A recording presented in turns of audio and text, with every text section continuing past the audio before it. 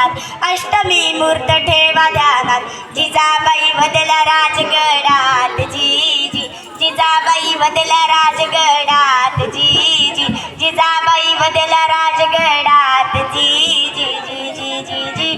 प्रणाम केला मातेला,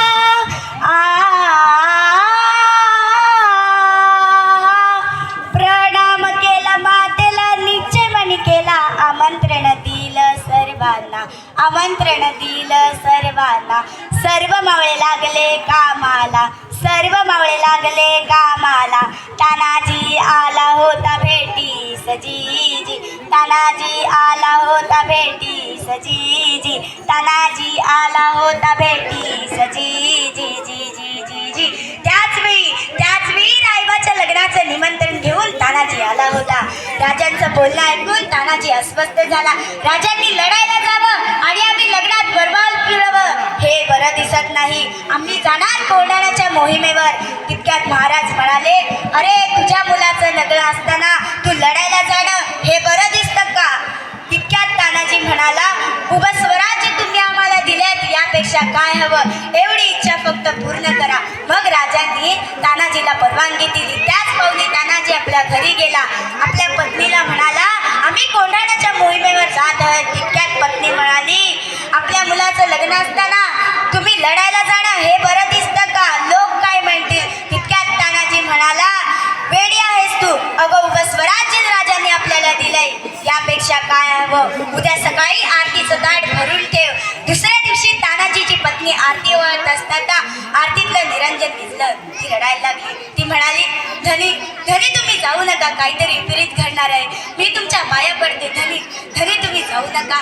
तितक्यात तानाजी म्हणाला, तुला एवढीच भीती वाटत असेल तर तू तुझ्या कपाळाचं कुंकू पुसून ठेव, येतो मी.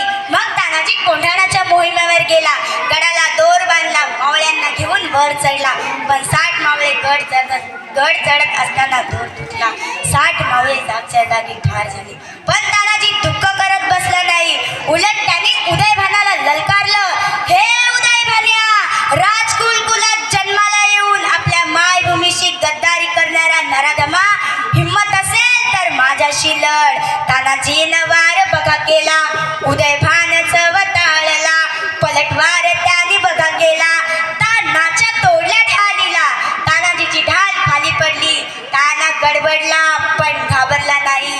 स्वराज्यासाठी लढणारी माणसं स्वतःच्या जीवाचा विचार कधीच करत नाही. मग तानाजीने आपल्या कमरेवरच्या शेला हाताला गुंडाळला. शेल्यावरती झेलती वार आला, इंच इंच जखमा अंगाला. रक्ताने वीर नाहला आणि एका वाराला तानाजी खाली पडला. तितक्यात उदयभानाने तानाजीच्या देहाला लाथ मारली. तितक्यात 80 वर्षाचा म्हातारा म्हणाला, अरे मृत्युमुखी पडलेल्या वीराच्या देहाला लाथ मारताना तुला लाज नाही वाटली? हिम्मत असेल तर या 80 वर्षाच्या म्हाताऱ्याबरोबर लढ. शेलार मामा धावून गेला, उडविले उदयभानाला.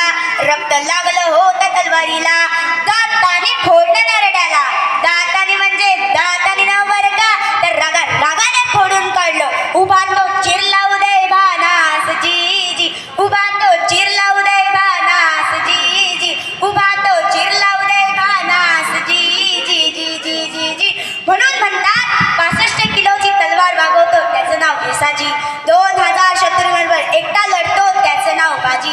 हात तुटला तरी शत्रूंशी झुंजत राहतो त्याचं नाव तानाजी. ठाण्या वाघासमोर उभा राहून फाडून खातो त्याचं नाव संभाजी.